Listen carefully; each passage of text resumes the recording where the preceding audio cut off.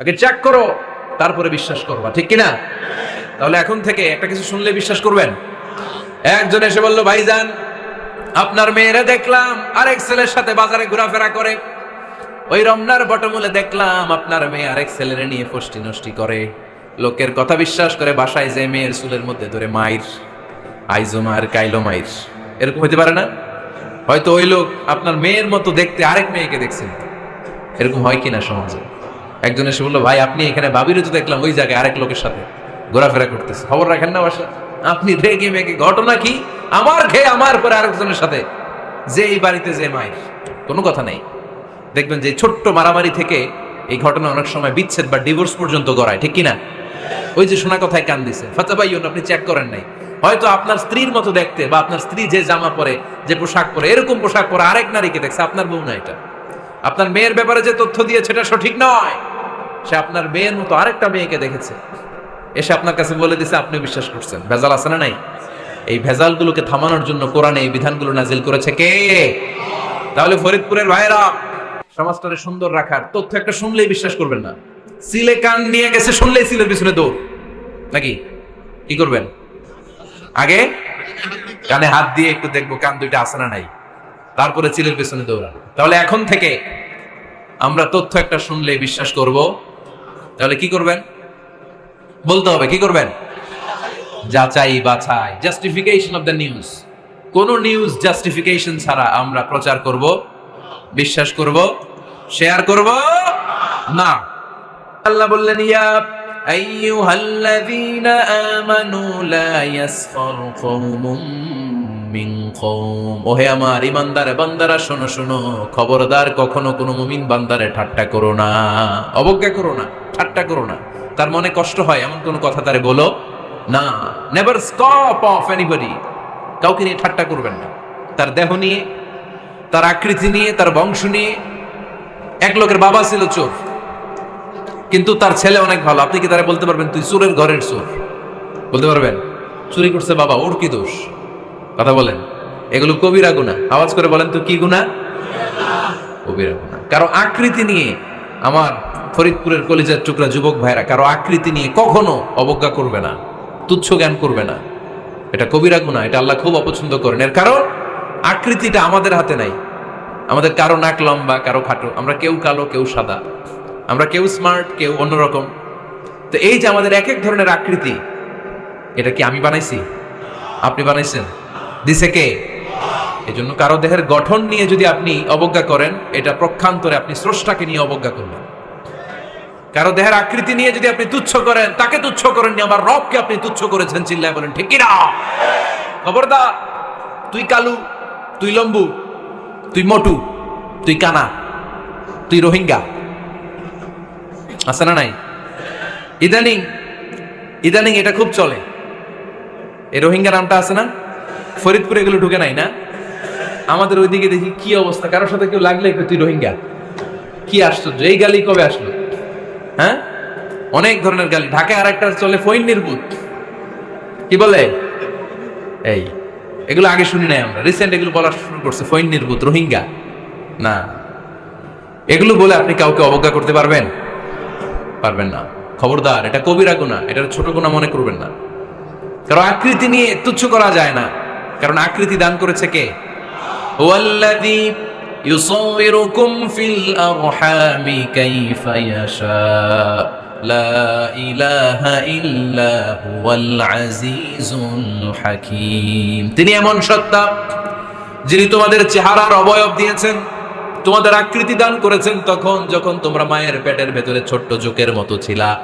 মায়ের পেটের ভেতরে আমরা যখন সবাই এত ছোট্ট, তখনই আমাদের চেহারার আকৃতি দিয়েছে কে? কে সুন্দর হব, কে ছেলে হব, কে মেয়ে হব, কে মোটা হব, কে চিকন হব, আমার ইচ্ছা হয়েছি? আওয়াজ করে বলতে হবে, কার ইচ্ছায়? প্রত্যেককে যদি আল্লাহ প্রত্যেকের নিজের চেহারা ডিজাইন করতে দিতেন, আল্লাহ যদি বলতেন তোমার চেহারাটা কেমন হবে তুমি ডিজাইন করো, তাহলে আপনি আপনারা কেমন বানাতেন? হ্যাঁ বলেন, ফরিদপুরের ভাইরা বলেন, সুন্দর করে বানাতেন, তাই না? সবচাইতে স্মার্ট, সবচেয়ে সুন্দর করে আমি আমার চেহারাটা বানাতাম যদি আমাকে ডিজাইন করার সুযোগ দেওয়া হতো। কিন্তু এই সুযোগ তো আল্লাহ দেন নাই। ডিজাইন স্বয়ং করে দিয়েছেন কে? কোন নারীকে যদি আল্লাহ বলতে, এই নারীরা তোমাদের চেহারা কার কেমন লাগবে তোমরা বানাও, প্রত্যেক নারী কি করতো? বিশ্ব সুন্দরী করে নিজেকে বানাতেন। খুদ ধরার মতো কোনো জায়গা সে নিজের জন্য রাখতো না, ঠিক কিনা? কিন্তু এটা আল্লাহ দেন নাই, এই আকৃতিটা আমাদেরকে সরাসরি দান করেছেন কে? খবরদার, আমাদের অনেকে বিকলাঙ্গ, আমাদের অনেকের হাত ছোট, পা বড়, দেখতে মোটা, কেউ চিকন কেউ কালো। খবরদার, কারো আকৃতি নিয়ে কখনো কোনো অবজ্ঞার সুরে, ঠাট্টার সুরে কোনো কথা আমরা বলবো না। রাজি আছেন? সবাই রাজি আছেন? আল্লাহ রাসূল সাল্লাল্লাহু আলাইহি ওয়াসাল্লামের এক সাহাবী ছিল, নাম ইবনে মাসউদ রাদিয়াল্লাহু তাআলা আনহু। ওনার পায়ের নলা ছিল খুব চিকন, অস্বাভাবিক চিকন, স্বাভাবিক না। তো উনিও এটা ঢেকে রাখতেন, দেখাতেন না কাউকে। একদিন উনি খেজুর পাড়ার জন্য খেজুর গাছে উঠলেন। খেজুর গাছে ওঠার পরে নিচ থেকে সাহাবারা পায়ের চিকন নলা দেখে ফেলছে। দেখে সবাই হাসি, সবাই হেসে কুটি কুটি। বিশ্বনবী বললেন, হেসো না, খবরদার, আমার ইবনে মাসুদের পায়ের চিকন নলা দেখে হেসো না। আমার ইবনে মাসুদের এই পায়ের চিকন নলা যদি মিজানের পাল্লায় উঠিয়ে দেয়া হয়, কিয়ামতের দিন উহুদ পাহাড়ের চেয়েও ভারী হয়ে যাবে। খবরদার, আমার ইবনে মাসুদকে আমার আল্লাহ অনেক পছন্দ করে, তার পা চিকন দেখে তাকে তুচ্ছ করো না। আল্লাহর হাবিব সাল্লাল্লাহু আলাইহি ওয়াসাল্লামের 11 জন স্ত্রীর মধ্যে থেকে একজন স্ত্রী ছিলেন একজন স্থূল আকৃতির, অবিসিটি ছিল, একটু মোটা। ওনার নাম ছিল সাফিয়া রাদিয়াল্লাহু তাআলা আনহা। তো আম্মা জান আয়েশার সাথে একবার সাফিয়ার ঝগড়া। নবীদের বউদের মাঝে মাঝে মাঝে ঝগড়া হতো, তবে সেটা হতো মধুর ঝগড়া। সুবহানাল্লাহ পড়েন। আম্মা জান আয়েশা রাদিয়াল্লাহু তাআলা আনহার বাসায় একদিন বিশ্বনবী বসা ছিলেন, আরেকজন স্ত্রী, বিশ্বনবীর আরেকজন স্ত্রী রান্না করে কিছু খাবার আম্মা জান আয়েশার ঘরে পাঠিয়েছেন। এক দাসী দিয়ে বলল, যাও এটা আয়েশার ঘরে দিয়ে আসো, কারণ নবী আয়েশার ঘরে। আম্মা জান আয়েশা রাদিয়াল্লাহু তাআলা আনহা বললেন, এগুলো কি? ওই দাসী বলে, তরকারি। কে দিছে? অমুক স্ত্রী। কেন দিয়েছে? আমি কি রান্না করতে পারি না? তোমরা রান্না তোমরা খাও। এই কথা বলে পাতিল সহ উড়ায় মারছে চেহারা। এর কারণ ওনারা মানুষ ছিলেন, মানবীয় ব্যাপারগুলো ওনাদের মধ্যেও কাজ করত। আবার এক স্ত্রী ঝোল দিয়ে রান্না করে কিছু খাবার নিয়ে এসেছে। আম্মা জান আয়েশা রেগে মেগে ওই ঝোল নিয়ে ওই স্ত্রীর গালের মধ্যে মেখে দিয়েছে। বিশ্বনবীর আরেক বউয়ের গালের মধ্যে ওই ঝোল লাগাই দিচ্ছে। এবার ওই স্ত্রী বিশ্বনবীর কাছে যেয়ে বলে, ইয়া রাসূলুল্লাহ, দেখেন আয়েশারে আপনি বেশি আদর করেন তো, দেখেন কি করে আমাদের সাথে। এই যে আমাদের গালের মধ্যে ঝোল মাখাই একবার মেকআপ বানাই দিচ্ছে। বিষ্ণু সাল্লাল্লাহু আলাইহি ওয়াসাল্লাম বললেন, তাই? আয়েশাকে ডাকো। আম্মা জান আয়েশা রাদিয়াল্লাহু তাআলা আনহা আসলেন। আল্লাহ রাসূল সাল্লাল্লাহু আলাইহি ওয়াসাল্লাম বললেন, তুমি কি আমার এই স্ত্রীর সাথে এমন আচরণ করেছো? আম্মা জান আয়েশা বললেন, করেছি। কেন? আম্মা জান আয়েশা বললেন, তখন মেজাজটা গরম ছিল, এখন বুঝতে পারতেছি আসলে এই কাজটা করা ঠিক হয় নাই। এবার বিশ্বনবী বিচার করবেন। বিশ্বনবী বললেন, আল কিসাস, যেমন করা হয়েছে বিচার হবে তেমন। তোমার গালে যেমনি ঝোল লাগাই দিয়েছে, তুমি একটু ঝোল নিয়ে আয়েশার গালে লাগাই দাও। সুবহানাল্লাহ পড়বেন না? ওই স্ত্রীও কিছু ঝোল নিয়ে আম্মা জান আয়েশার গালে লাগাই দিল। এখন দুজনে হাসতেছে, বিশ্বনবীও হাসলেন, আরশের উপর থেকে খুশি হয়ে গেলেন। কে? তো স্ত্রীদের মধ্যে মাঝে মাঝে এটা ঘটতো। সাফিয়া রাদিয়াল্লাহু তাআলা আনহা ছিলেন একটু মোটা। আম্মা জান আয়েশা বললেন, ইয়া রাসূলুল্লাহ, দেখেন আপনার মুটি বউ, আপনার মুটকি বউ, এই মুটি বউ বলে একদিন একটা গালির মতো দিয়ে ফেলছে। আল্লাহ রাসূল সাল্লাল্লাহু আলাইহি ওয়াসাল্লাম রেগে গেলেন, বললেন, আয়েশা এটা কেমন কথা তুমি বললা মুটি? আমার সাফিয়ারে তুমি মুটি বলে গালি দিলা রে আয়েশা। ইয়া আয়েশা লাকাদ কুলতি লা কালিমা লাউ মুজিজাত বিমাইল বাহরি লামাজাজাতহু।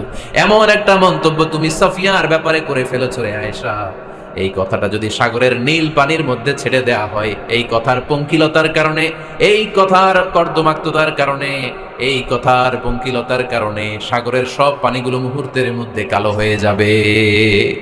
এই কথাটা সাগরে ফেলে দিলে সাগরের নীল পানি পুরোটা কালো হয়ে যাবে। আয়েশা, খবরদার, কাউকে তুচ্ছ করে, অবজ্ঞা করে কখনো কিছু বলা যাবে না। এই জিহ্বাটা এটা ভয়ঙ্কর একটা অঙ্গ। বেশিরভাগ পাপ এই জিহ্বা দিয়ে হয়। কি দিয়ে হয়? এই জন্য সাহাবারা জিহ্বা ধরে মাঝে মাঝে জিহ্বার মধ্যে ব্যাট মারতেন আর বলতেন, জিহ্বা তোর জন্য আমি আটকে যাবো কিয়ামতের দিন। আমলিক আলাইকা লিসানাক, নিজের জিহ্বার মালিক নিজে হন, আপনার জিহ্বার মালিক যেন শয়তান না হয়ে যায়। জিহ্বা আপনার, শয়তানের ভাষায় আপনি কথা বলেন কেন? খবরদার, প্রতিটা কমেন্ট, প্রতিটা কথা, প্রতিটা মন্তব্য, এগুলোর ব্যাপারে কিয়ামতের দিন পাই টু পাই করে আপনার কাছে আল্লাহর সুপ্রিম কোর্টের কাঠগড়ায় দাঁড় করিয়ে আপনারা জিজ্ঞেস করবে কে? এজন্য বিষ্ণু বলছেন, মাইয়াদমানলি মা বাইনা লিহিয়াইহি ওয়া মা বাইনা রিজলাইহি আদমান লাহুল জান্নাহ। আমার কোন উম্মত যদি দুইটা অঙ্গের গ্যারান্টি আমারে দেয়, আমি আমার উম্মতকে জান্নাতের গ্যারান্টি দেব। দুইটা অঙ্গের, একটা হলো জিহ্বা আর একটা লজ্জাস্থান। দুই চোয়ালের মাঝে যা থাকে লিজ্জা, জিহ্বা, আর দুই পায়ের মাঝখানে যা থাকে লজ্জাস্থান। এই দুইটা অঙ্গের গ্যারান্টি যদি বিশ্বনবীকে আপনি দেন, যে নবী জিহ্বা আর লজ্জাস্থান এই দুইটা অঙ্গের কোনো পাপ আমি করব না, নবী বলে, আমি দুনিয়ায় তোমার জান্নাতের গ্যারান্টি দিলাম। এজন্য জিব্বাটারে সামলান, যা মনে চায় বললেন। খবর আছে না নাই? খবর আছে। মা ইয়ালফিযু মিন কাউলিন ইল্লা লাদাইহি রাকীবুন আতীদ। যা মুখ দিয়ে বের হয় লিখে রাখার জন্য দুইজন ফেরেশতা রেডি করে রেখেছে কে? চিল্লায় বলেন। যতদিন আমরা বেঁচে থাকবো ততদিন থাকবে আমাদের কাঁধে। আমরা মরে যাবো, এই ফেরেশতারা উড়াল দিবে, ঠিক কি না?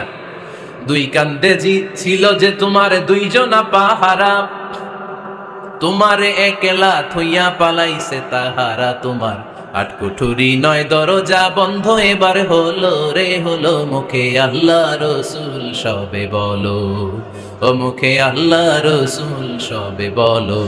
দুয়ারে আইসাছে পালকি নাই হরি গাও তোলো রে তোলো। মুখে আল্লাহ রসুল সবে বলো, ঠিক না? এজন্য সাবধান। আমলিক আলাইকা লিসানাক, নিজের জিহ্বার মালিক নিজে হন। মন যা চায় মুমিন তখন ইচ্ছা মতো মন মতো কোনো মন্তব্য ছুটতে পারে না। বিশ্বাসী বলে যদি নিজেকে দাবি করেন, নিজের জিহ্বার মালিক নিজে থাকার দরকার আছে না নাই?